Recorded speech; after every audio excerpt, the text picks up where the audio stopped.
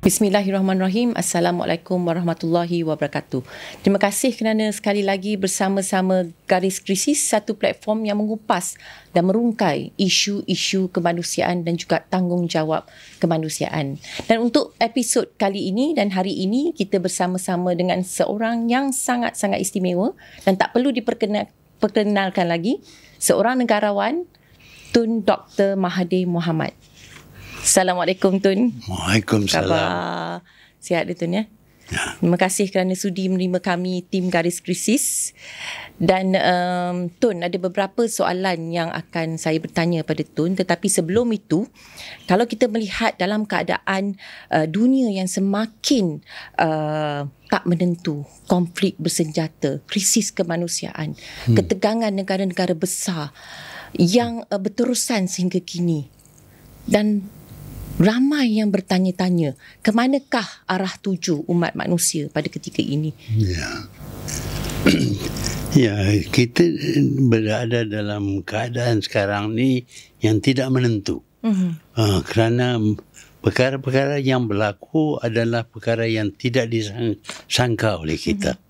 Dia tidak seperti dahulu yang mana kita tahu dasar-dasar antara bangsa ini sudah tersusun dan diterima oleh semua orang. Tetapi sekarang ini datang pandangan-pandangan yang berlainan, yang tidak disangka-sangka oleh dunia. Dengan itu, kita juga lihat pemimpin-pemimpin negara-negara besar mempunyai pendirian yang luar biasa. Sementara dahulu mereka ingin supaya dunia ini disatukan melalui globalisasi, mengurangkan sekatan sempadan.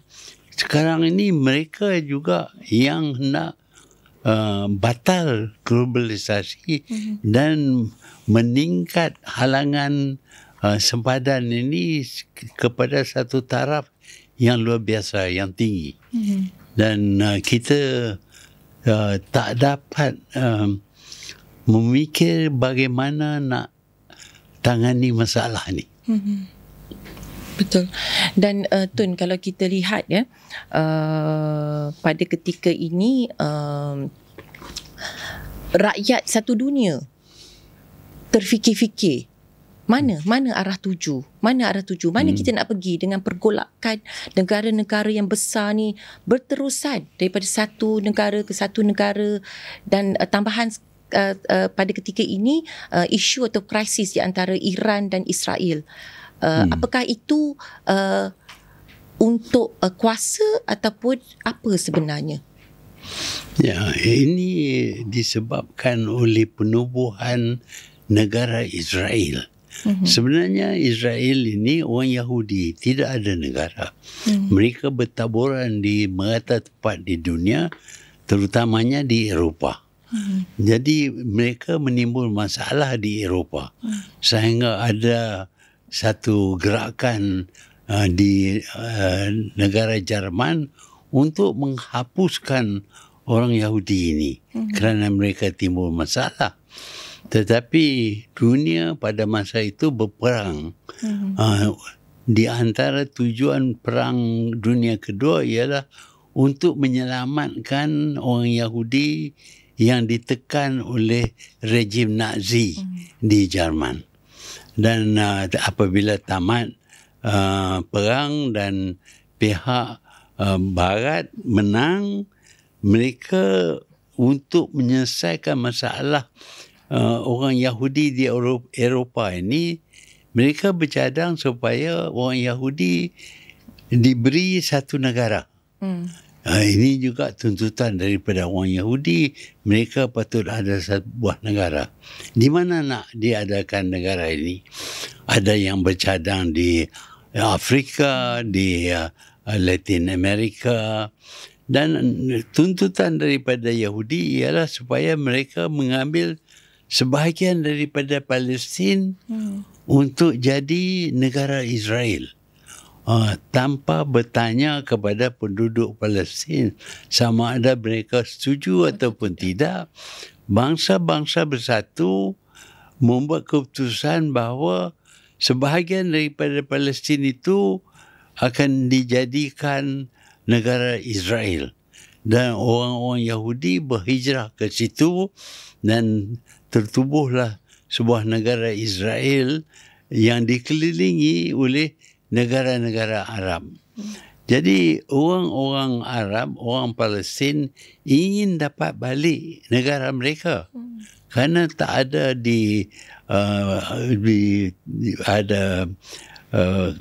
mereka diberi peluang untuk memberi pendapat mereka.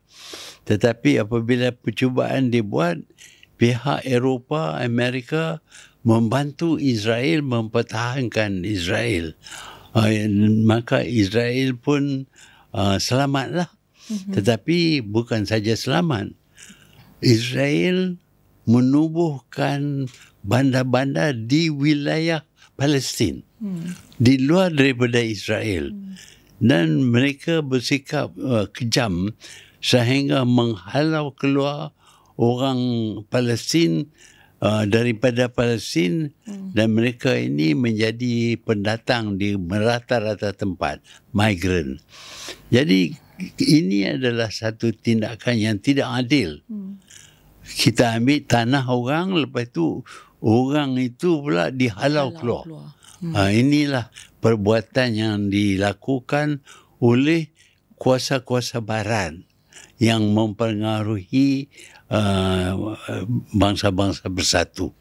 Dan sebab dari masa itu sehingga kemudian Israel bersikap zalim terhadap orang Palestin dan jiran-jiran Arab mereka. Betul. Dan apa pendapat Tun kalau kita lihat the international community, peranan mereka? Apakah pendapat Tun tentang kegagalan masyarakat antarabangsa ni di dalam menangani penderitaan rakyat Palestin? Ya, pada kebiasaannya apabila berlaku gerakan seperti genosid, iaitu percubaan membunuh satu bangsa, maka dunia akan halang. Tetapi kali ini dunia tidak dapat bertindak kerana di belakang Israel ialah Amerika Syarikat. Dan Amerika Syarikat mengugut kalau ada sesiapa yang mengambil tindakan terhadap Israel, mereka akan menentang. Dan Amerika Syarikat ini pula mempunyai kuasa veto dalam bangsa-bangsa bersatu.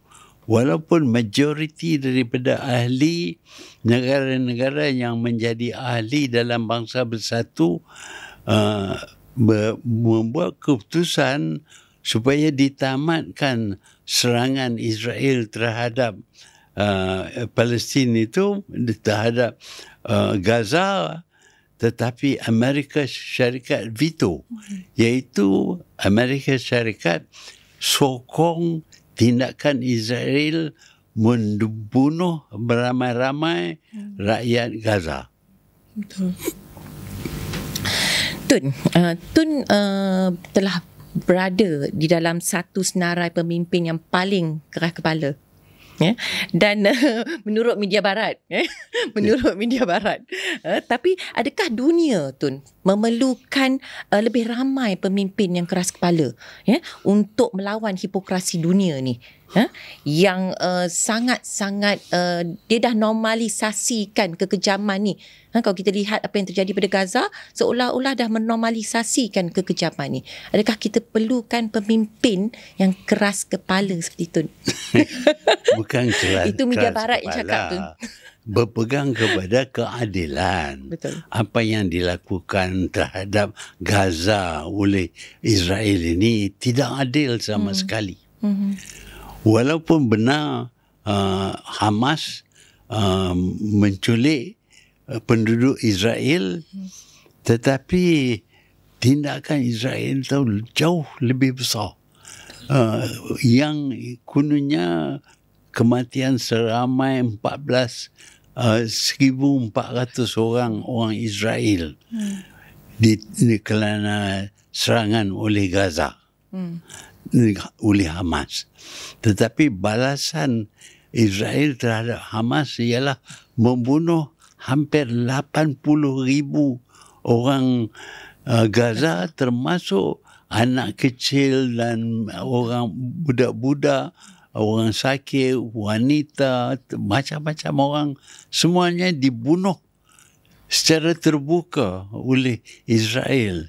Jadi balasan ni jauh lebih besar daripada tindakan Hamas.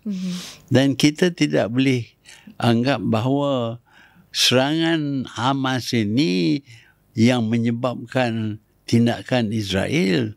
Serangan Hamas ialah oleh kerana selama 70 tahun apabila Israel ditubuh, mereka menekan orang Palestin, membunuh orang Palestin, masuk dalam tahanan beribu orang Palestin. Jadi bagi Hamas, mereka tidak dapat ambil tindakan untuk menghentikan keganasan Israel ini. Sehinggalah mereka berpendapat kalau mereka dapat tawan beberapa orang Israel, maka adalah peluang untuk menukar, iaitu menukar tahanan Palestin oleh Israel dengan orang Israel yang ditawan oleh Hamas. Jadi satu exchange diadakan. Tapi Hamas tidaklah sangka tentang tindakan Israel membunuh beramai-ramai, begitu ramai orang Gaza. Betul. Tun, kalau kita lihat pada ketika ini serangan di antara Iran dan Israel sedang hangat diperkatakan. Ada yang mengatakan bahawa bagus serangan Iran terhadap Israel ni. Dan ada juga yang mengatakan bahawa ini wayang je. So, minta pendapat Tun tentang isu ni sedikit. Ya, Iran dikatakan sedang berusaha membuat bom nuklear. Kononnya Iran tidak boleh dibenar. Tetapi Israel ada bom nuklear. Jadi nampak tidak ada imbangan. Iaitu sementara antara dua musuh ini, Israel boleh ada bom nuklear, Iran tak boleh ada. Sampai nak buat, dia mengaku tak buat bom pun, mereka masih lagi tuduh Iran ini niat jahat, nak buat bom atom. Jadi ini digunakan oleh Israel sebagai alasan untuk mereka serang Iran. Dan mereka cuba hancurkan segala alatan untuk membuat bom atom. Bukan bom atom, untuk buat kaji selidik berkenaan dengan nuclear power. Jadi ini satu tindakan oleh Israel yang tidak pernah dilakukan, kerana Israel dengan mudah menyerang dan menghancurkan Teheran dan penduduknya. Sebabnya yang Israel berani buat demikian ialah kerana di belakang Israel ialah Amerika Syarikat. Dan selalu semua orang takut kalau bantah, kalau lawan, maka Amerika Syarikat akan mengambil tindakan seperti sanction, seperti serangan, dan membekal senjata kepada Israel supaya dapat memusnahkan orang Iran. Tun, sebagai bekas pemimpin negara Islam yang disegani, bagaimana Tun melihat peranan negara Islam dalam membantu bukan saja rakyat Palestin, tetapi seperti Syria, Myanmar dan juga Lebanon? Adakah sudah memandai, adakah sudah cukup bantuan yang diberikan ataupun adakah memerlukan lebih lagi apa yang telah dibuat pada ketika ini? Ya, negara Islam ni amat kaya, luar biasa. Kerana minyak lebih banyak dikeluarkan oleh negara Islam daripada mana-mana negara lain. Dan dengan kekayaan itu, mereka mempunyai satu kekuatan. Yang kedua, terdapat beberapa negara Islam di Timur Tengah.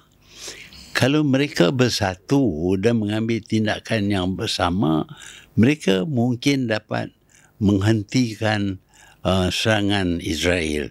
Tetapi mereka berpecah. Ada yang memihak kepada Israel. Dan ada yang berkecuali, ada yang cuma kata mulut saja, sokong tapi tak buat apa-apa. Yang menyedihkan lagi ialah baru-baru ini apabila Israel serang Iran dan Iran pula serang balas, maka ada negara Islam yang cuba menyelamatkan Israel. Tetapi waktu Israel menyerang Iran dan drone dan roket itu melalui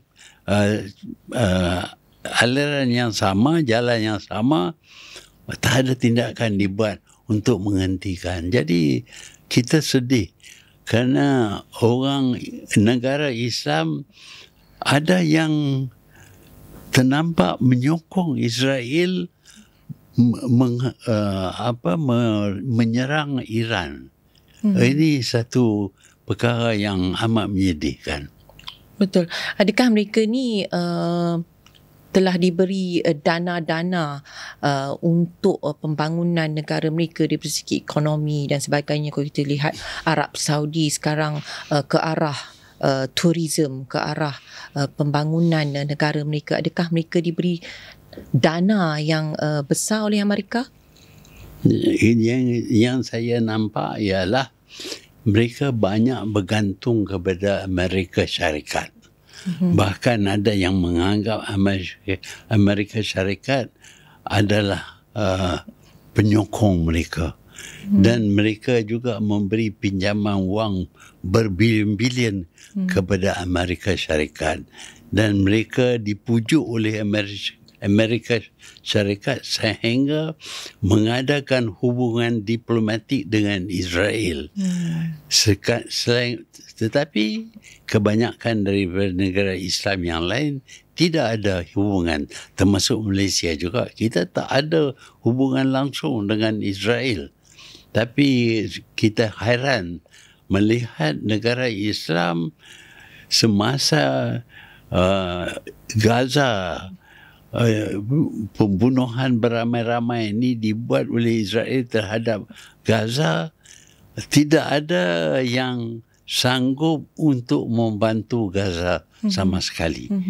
Mereka berpengaruh di Amerika Syarikat. Kalau mereka menekan, saya fikir Amerika Syarikat perlu dengar juga pendapat mereka.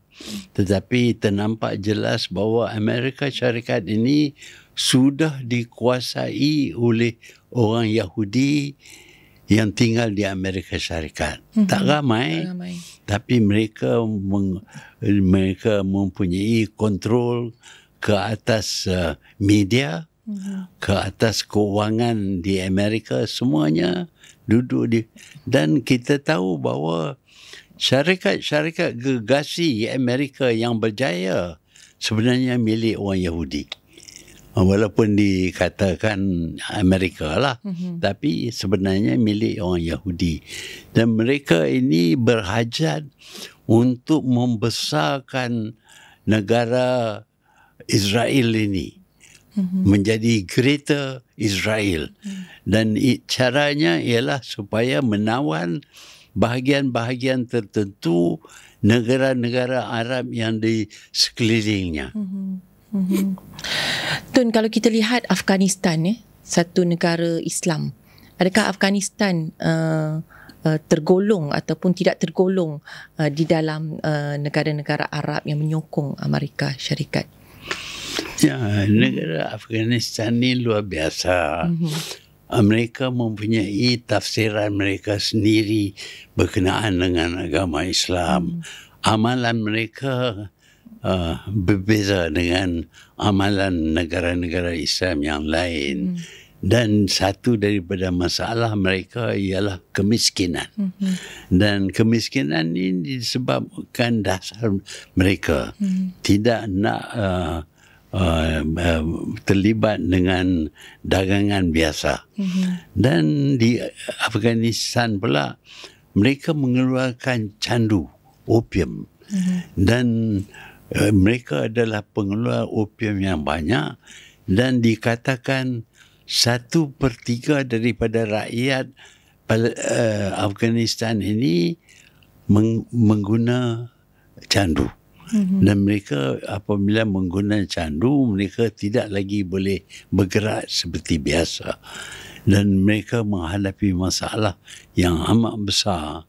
Dan saya berpendapat bahawa kalau Afghanistan membuat sikap yang sama seperti negara-negara Islam yang lain, mereka juga mampu dipulih. Kerana mereka juga kaya daripada segi logam dan sebagainya. Tetapi kerana tekanan-tekanan mereka itu menghalang perkembangan ekonomi mereka, maka mereka jadi sebuah negara yang miskin dan tertekan dengan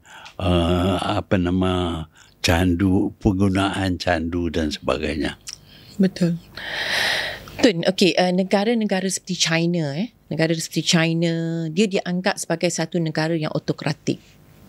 Tetapi dan sering dituduh sebagai mengekang kebebasan rakyat, kebebasan bersuara dan sebagainya. Tapi kalau kita lihat rakyat mereka ada pendidikan, jaminan kesihatan dan kestabilan dari segi ekonomi. Dan dalam masa yang sama kita tengok negara demokrasi terus menyaksikan pembunuhan, kekejaman, kemiskinan, rasuah dan sebagainya. Dan adakah kemanusiaan ni, Tun, benar-benar terjamin dalam demokrasi? Demokrasi ini satu sistem yang tidak mudah diamalkan. Kerana kita memberi kuasa kepada banyak pihak. Dan kerajaan dalam demokrasi selalu terancam oleh rakyat. Kerana rakyat memilih kerajaan, tetapi selepas kerajaan ditubuh, rakyat membuat tuntutan secara keras. Mereka mengadakan tunjuk perasaan jalanan. Dan ini menyebabkan kerajaan tidak dapat memerintah dengan licin. Jadi kerajaan terpaksa tangani masalah tentangan bermacam-macam daripada rakyat. Sebab itu demokrasi tidak stabil. Tidak stabil. Dan bila sebuah negara tidak stabil, maka ekonomi juga akan merosot. Nah, inilah yang berlaku dengan negara-negara demokrasi. Tetapi demokrasi masih lagi menjadi satu sistem yang terbaik berbanding dengan autokrasi. Tetapi malangnya apabila kita memberi kebebasan, apabila rakyat menubuh terlalu banyak parti politik, maka tak ada satu pun parti politik yang mampu mendiri kerajaan. Semuanya kecil-kecil belaka.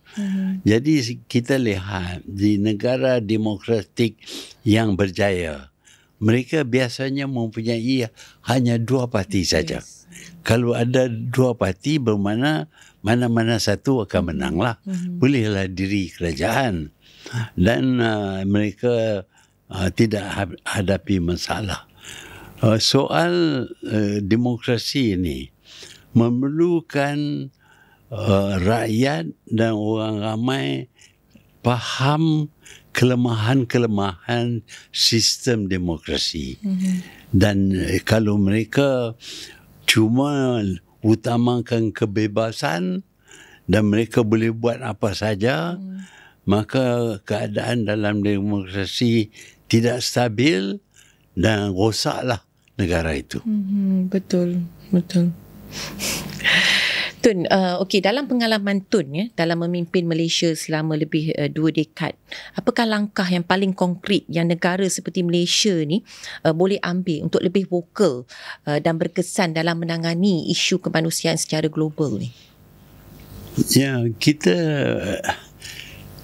di antara negara-negara yang dijajah oleh kuasa barat yang dapat kemerdekaan, tak ramai yang dapat dimajukan. Tetapi Malaysia, alhamdulillah, kita walaupun penduduknya berbilang kaum, tetapi kita tidak begitu ganas. Ada terjadi peristiwa 13 Mei, tetapi sekali saja, dan itu pun diselesaikan dalam jangka masa yang pendek, dan kita kembali kepada cara-cara yang tidak ganas. Iaitu kita mempunyai masalah dan kita runding. Kita tak pergi ada tunjuk perasaan ganas dan sebagainya. Tak ada di Malaysia. Jadi ini satu contoh yang baik. Sebab itu kalau dibanding dengan negara lain yang dapat kemerdekaan, Malaysia boleh dikatakan lebih maju. Sehingga pada satu ketika dikenali sebagai Asian Tiger. Dan ini disebabkan oleh orang Malaysia ni, mereka tolak keganasan. Mereka terima saja apa yang dikenakan kepada mereka. Sama ada suka tak suka pun mereka terima saja. Jadi ternampak Malaysia ini stabil, tapi ada banyak masalah. Dan masalah ni timbul daripada kurang keupayaan kerajaan menangani masalah. Mereka tidak ada pengetahuan. Dalam sistem demokrasi ini, orang yang boleh jadi Perdana Menteri tidak perlu ada pelajaran pun. Itu yang pelik. Kalau nak jadi budak pejabat, macam mana tu? kena ada kelulusan. Betul. Baru boleh jadi budak pejabat. Tapi kalau nak jadi Perdana Menteri, tak ada kelulusan apapun. Kalau menang pilihan raya, boleh jadi. Jadi kita menang pilihan raya kerana populariti, disukai ramai. Dan kita disukai ramai bukan kerana kecekapan kita, kebolehan kita. Kita disukai ramai kerana mungkin kita satu orang yang baik, yang selalu tolong menolong. Kalau orang itu kuat agama pula, dia boleh jadi imam, dia boleh baca doa. Itu menjadikan mereka popular dan mereka dipilih jadi wakil rakyat. Tetapi jadi wakil rakyat, jadi kerajaan, tugasnya bukan seperti itu. Tugasnya berlainan. Pentadbiran memerlukan kebolehan tertentu. Dan kelulusan pelajaran tinggi diperlukan, tetapi tak ada syarat wakil rakyat itu ada kelulusan apa-apa. Kita biasa ada seorang menteri yang tak ada pelajaran sama sekali, tapi jadi menteri. Betul. Tapi tu kita tengok pada generasi yang baru ni, kalau kita tengok, adakah kita perlu lihat dari segi generasi baru ni macam mana cara pemilihan mereka? Kalau kita tengok ada juga, kita lihat generasi baru ni lebih suka kepada pelawak berbanding kepada orang yang berpendidikan tinggi, contoh. Jadi adakah ini kita perlu letak juga ke atas rakyat ataupun generasi baru ni, macam mana cara mereka melihat untuk memilih pemimpin? Ya, generasi baru. Kalau kita lihat Ukraine, mereka memilih seorang pelawak sebagai presiden. Ya. Jadi di Malaysia ni bukanlah pelawak, tapi orang yang popular.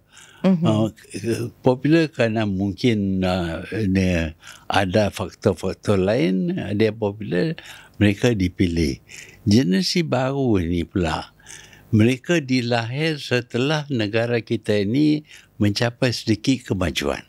Dan mereka berpendapat bahawa memanglah negara kita ini maju seperti ini. Tetapi mereka tidak sedar bahawa dahulu kita bukan maju. Kita adalah negara yang mundur, yang miskin, yang mempunyai banyak masalah. Tetapi hasil daripada kemerdekaan ialah kita dapat majukan negara kita.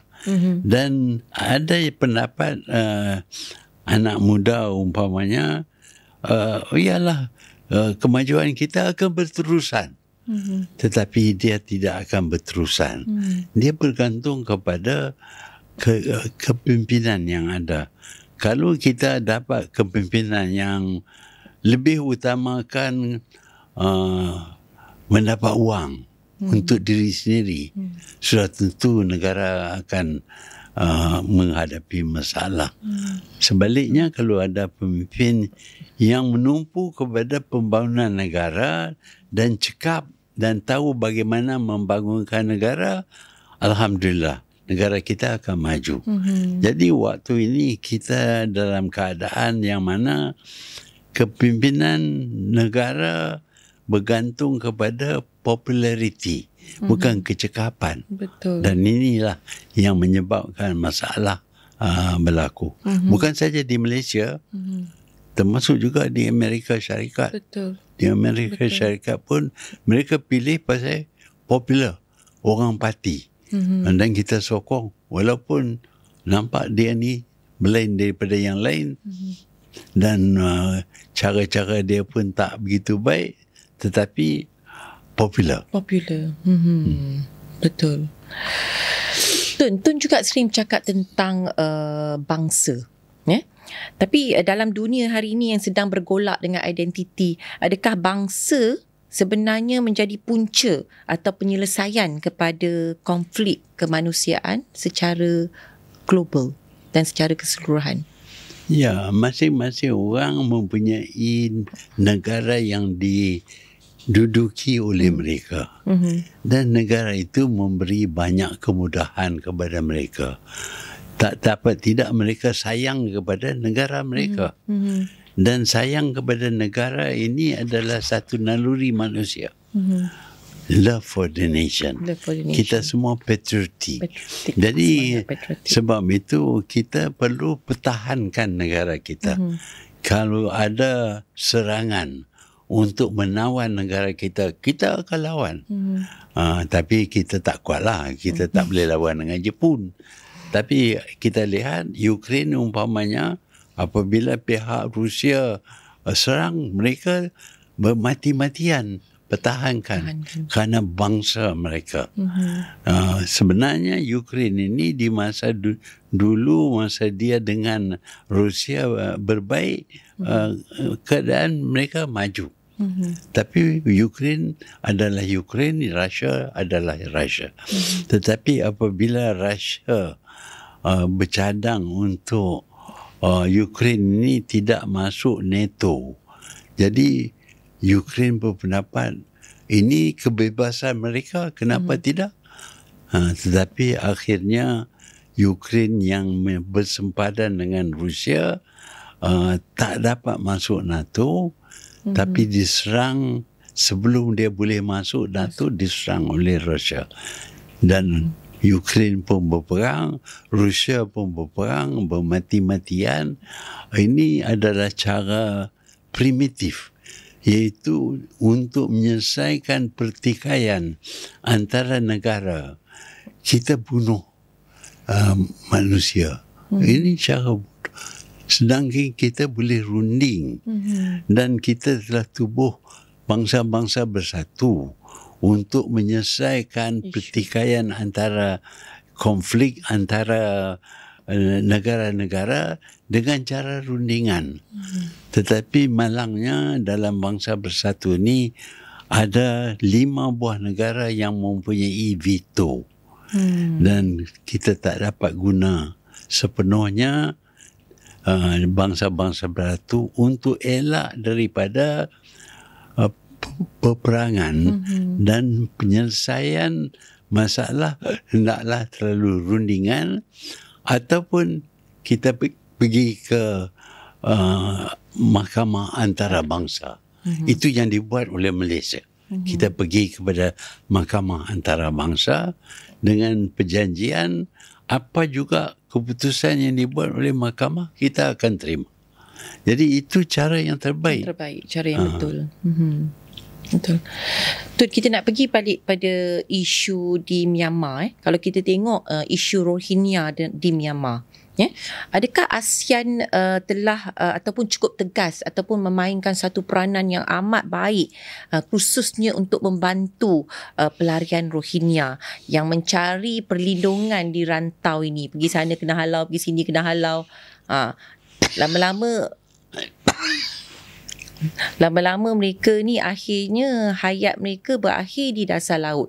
Apakah pendapat Tun tentang tanggungjawab kita terhadap masyarakat Rohingya ni? Ya, kita sedih dengan nasib orang Rohingya dan kita bagi bantuan.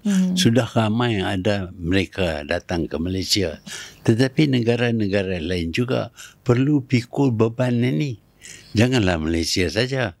Kita bukan tak ada perasaan kesian kepada mereka. Tetapi orang lain pun kena. Sebab itu kita sudah penuh dah orang Rohingya di Malaysia. Dan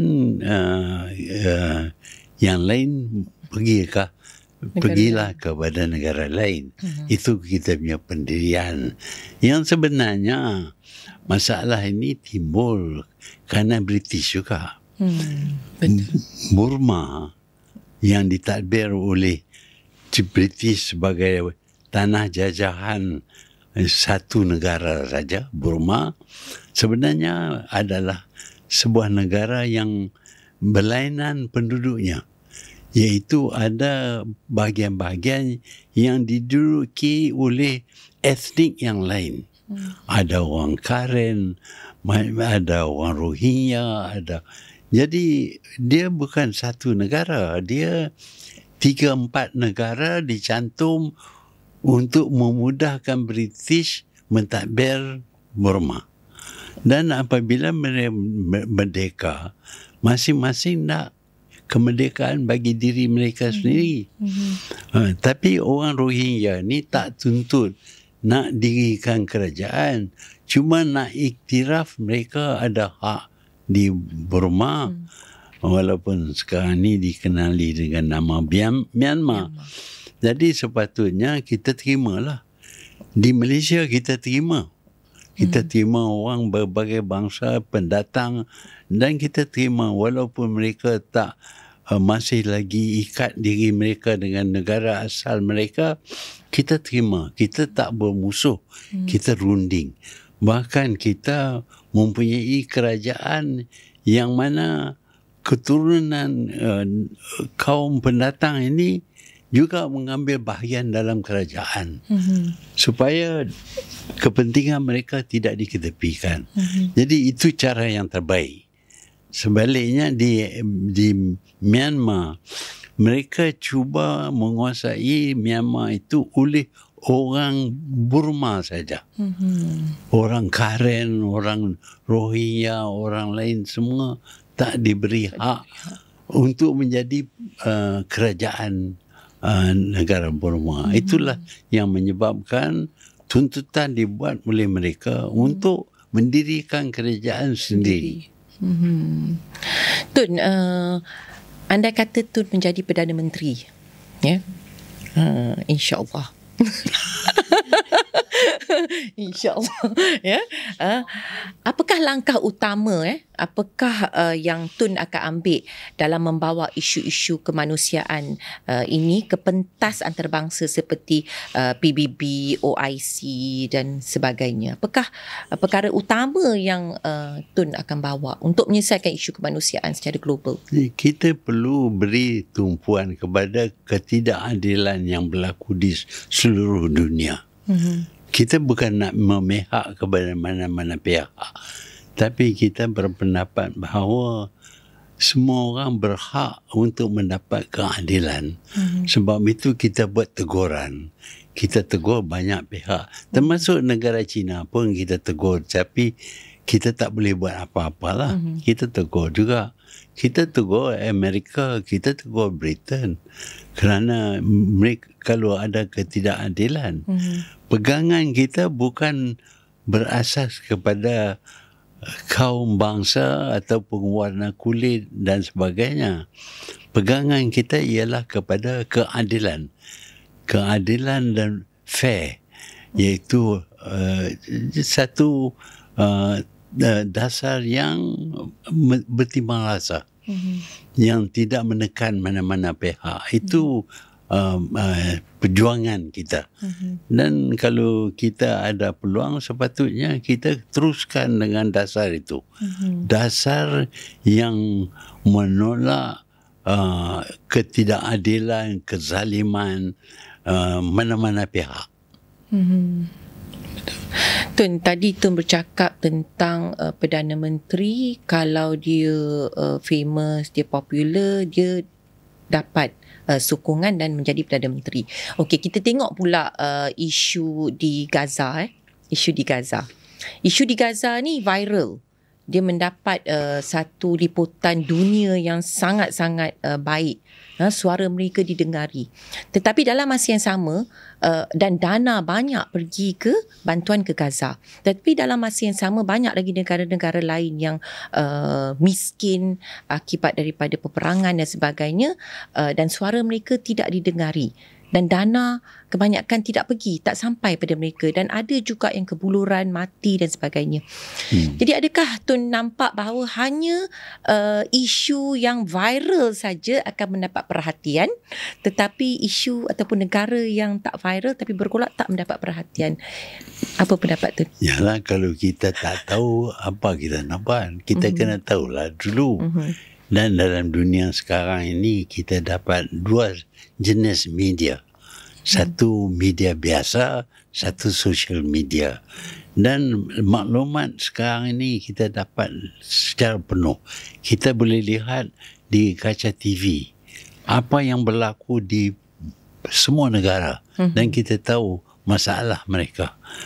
Kita tahu juga bahawa Amerika dulu memberi bantuan kepada negara yang bermasalah. Ada yang menghadapi epidemik dan sebagainya. Sekarang ini Trump menghentikan segala bantuan itu dan mereka akan hadapi masalah. Kerana kita perlu ingat sekarang ini dunia ini sudah jadi kecil dalam perkataan perhubungan.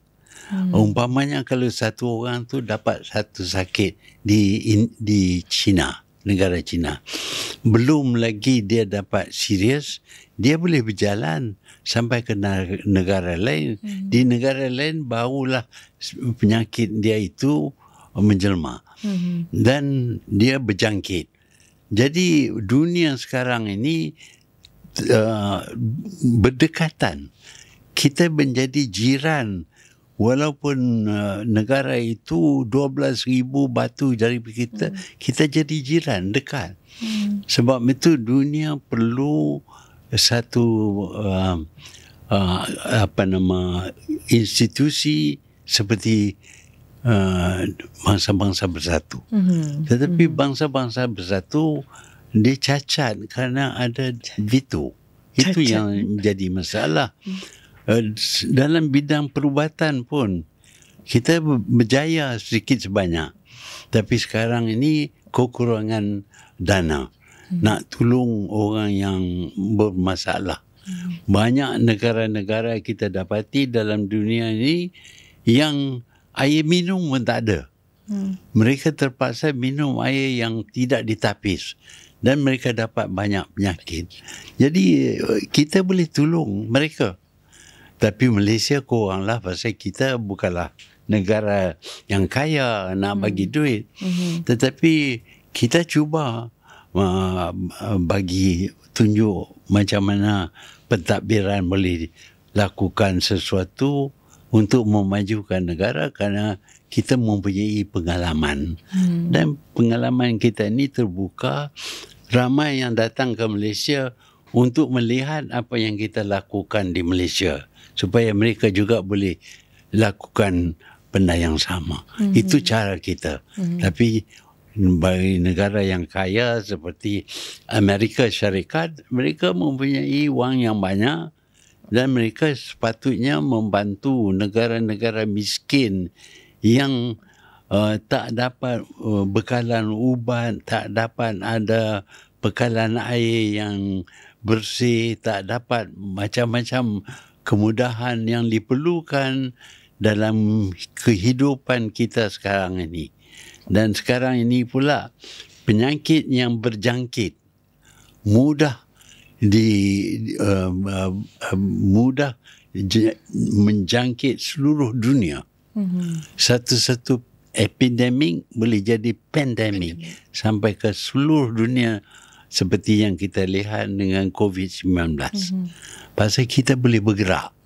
Dulu nak datang daripada China ke Malaysia 3 bulan sampai 6 bulan. Kadang-kadang tak sampai pun. Betul, mati. Tapi sekarang ni 3 jam. Boleh sampai. Daripada Kunming sampai Kuala Lumpur 3 jam. Jadi orang itu belum sakit lagi, baru sakit kepala. Sampai sini dah sakit. Dia sampai ni baru dapat sakit.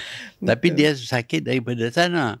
Jadi dia bawa penyakit itu ke negara kita. Sebab itu sekarang ini kita perlu ada kerjasama antara negara-negara dan kalau boleh kita ada satu central agency macam World Health Organization, WHO. Dan mereka ini akan monitor gerak-gerik dan perkembangan penyakit dan mengambil tindakan untuk memberi amaran bahawa penyakit ini sedang merebak. Sila hentikan kemasukan orang daripada sini. Dan semua ini memerlukan satu kuasa dunia yang dipatuhi, dihormati oleh seluruh dunia. Tun, kalau kita tengok pihak Amerika ni bila sebuah negara tu tidak bersetuju dengan apa yang mereka lakukan, mereka akan sekat bantuan-bantuan kemanusiaan. Seperti saya baru balik daripada Afghanistan semalam dan saya tengok banyak sekatan-sekatan terhadap bekalan ubat, vaksin polio dan sebagainya telah disekat. Apa pendapat Tun? Adakah daripada segi kemanusiaan ini harus atau patut dilakukan? Ini kezaliman. Ini disebabkan oleh pemimpin. Pemimpin seperti Trump ini. Dia ingin menjadi Amerika ni sebuah negara gergasi. Great. Make America great, katanya. Dengan itu dia bermusuh dengan seluruh dunia. Dia nak supaya seluruh dunia bertindak supaya Amerika jadi great. Dengan cara dia menekan seluruh dunia. Saya percaya bahawa dia akan hadapi banyak masalah. Kerana dia kenakan cukai yang tinggi, tarif. Bila kita kena cukai yang tarif yang tinggi, maka barang import semuanya akan naik harga. Kerana terpaksa bayar tarif. Betul. Dan ini bermakna bahawa rakyat Amerika perlu tanggung kenaikan harga. Kalau mereka mempunyai punca dalaman mengganti punca import, tak apalah. Tapi banyak barang-barang yang diimport ini tak ada di Amerika. Dia terpaksa import, termasuk daripada Malaysia. Microchip umpamanya adalah satu benda yang penting dalam semua mesin. Untuk pesawat terbang, untuk kereta, untuk kereta api, untuk enjin, semuanya memerlu microchip. Tapi microchip tak boleh dibuat di Amerika kerana terlalu mahal. Jadi dibuat di Malaysia, di China, di Taiwan, di Korea. Kalau dikenakan tarif yang tinggi, maka microchip ni harganya meningkat. Kalau harganya meningkat, barangan Amerika menjadi mahal. Tak boleh jual di dunia. Tak boleh lawan dengan Jepun ke Korea ke. Jadi dia akan menghadapi masalah. Sebab tu saya berkata bahawa Trump akan terpaksa terima penurunan tarif ini dalam jangka masa 3 bulan. Kerana dia sekarang ini pun dia sudah menghadapi masalah. Pasal Amerika sekarang ini tidak ada bekalan segala alatan, segala microchip dan komponen dan macam-macam lagi produk yang biasanya diimport daripada negara yang kos pengeluaran lebih rendah. Tun, okey, kita tengok peranan NGO itu ni. Kita pergi sikit pada peranan NGO. Peranan NGO dalam negara dan juga luar negara. Apa pendapat Tun tentang peranan NGO ni? Adakah mereka betul-betul mempunyai belas kasihan untuk membantu, ataupun adakah untuk satu pekerjaan untuk meraih keuntungan? Apa pendapat Tun kalau Tun melihat peranan NGO ni? Konsep gerakan bukan kerajaan ini memang baik.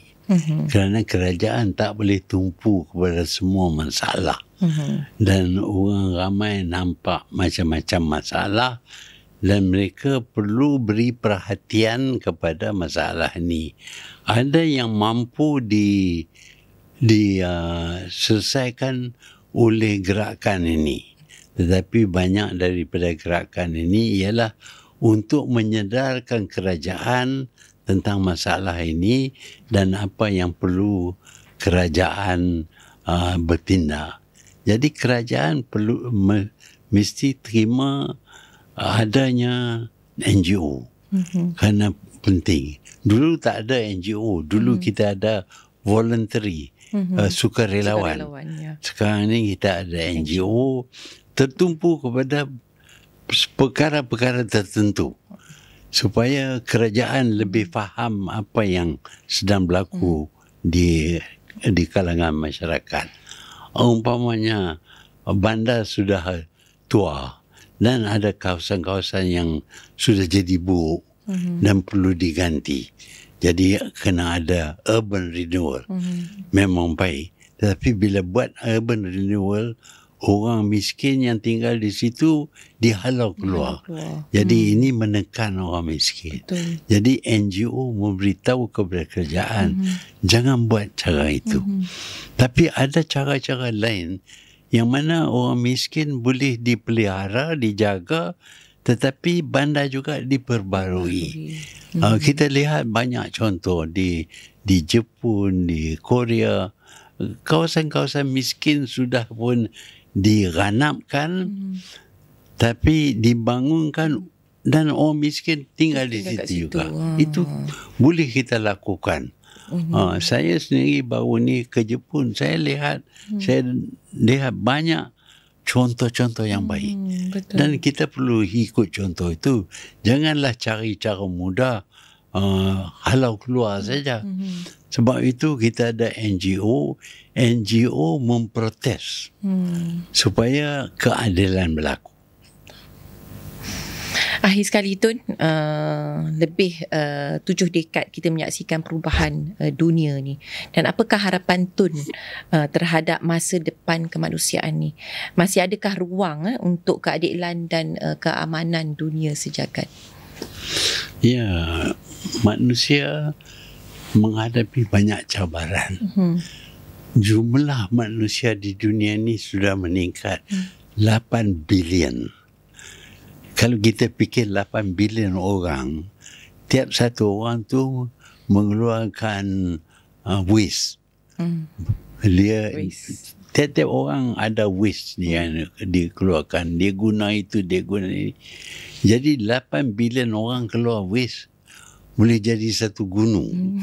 Itu jadi masalah. Dan 8 bilion orang pula dia boleh cabar kerajaan. Tak seperti dulu. Dulu rakyat ikut kerajaan. Pasal rakyat tak ada kuasa. Sekarang ni rakyat berasa kuat kerana bilangan mereka banyak. Mereka boleh berdemonstrasi. Jadi kerajaan pula perlu faham cara-cara menangani jumlah yang lebih besar. Saya perhatikan banyak yang tak boleh. Tak tahu macam mana nak tangani itu. Itu soal jumlah manusia di dunia. Yang kedua berkenaan dengan climate change. Ini kita planet ini telah berusia berbilion tahun. Selama dia yang berusia bermilion tahun ni, climate memang bertukar. Satu masa dulu ada dinosaur. Ada pokok-pokok dinosaur. Sekarang tak ada. Dia dah hilang. Kerana ada musim salji. Ice Age. Ice Age datang terlalu sejuk. Semua tak boleh hidup. Dan lepas Ice Age pula, jadi ice pula dia panas, dia jadi air. Bila dia jadi air, timbul laut. Dan bumi ini timbul daripada bawah. Dan macam-macam berlaku kepada planet kita. Dan sekarang ini kita sedang melalui climate change. Kita bernasib baik selama boleh kata 6,000 tahun kita ada climate yang cukup sesuai untuk kehidupan manusia, binatang, pokok-pokok. 6,000 tahun. Tetapi dalam masa 6,000 itu pertukaran sedang berlaku. Dan sekarang ini dia suhu meningkat. Suhu meningkat sekarang ni cuma 2-3 degree saja. Mungkin dia naik lebih lagi. Kalau suhu ini naik kepada 70%, kita ke mana? Kita nak kena fikir. Kerana kita tak boleh harap iklim negara dunia ini berterusan baik untuk kita. Dan selain daripada itu datang pula masalah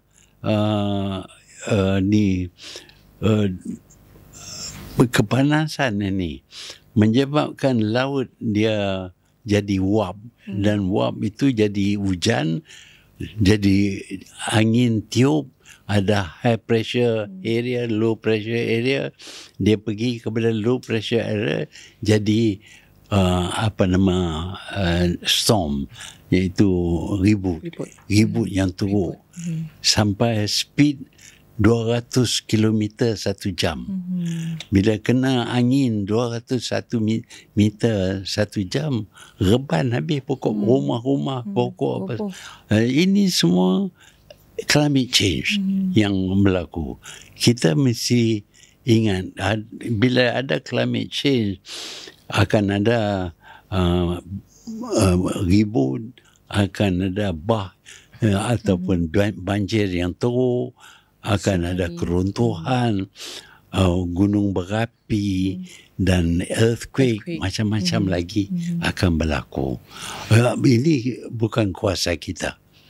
Ini terjadi, kata orang, nature. Nature. Tuhan jadikan kita macam itu. Betul. Jadi kita mesti bersedia untuk hadapi climate change. Dan di samping itu kita juga mempunyai kepimpinan politik yang tidak baik. Kerana dalam sistem sistem demokrasi dan autokrasi ini, kadang-kadang kita dapat pemimpin yang tidak baik dan bertambahlah masalah kita hadapi. Ini yang saya nampak masa depan.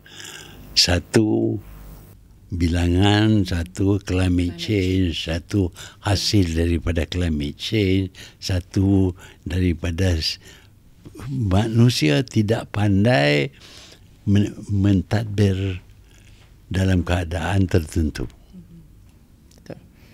Terima kasih Tun atas perkongsian yang sangat-sangat berharga untuk kami di Garis Krisis, dan insya-Allah kita akan jumpa lagi di episod yang akan datang, insya-Allah. Terima kasih banyak-banyak Tun. Insya-Allah.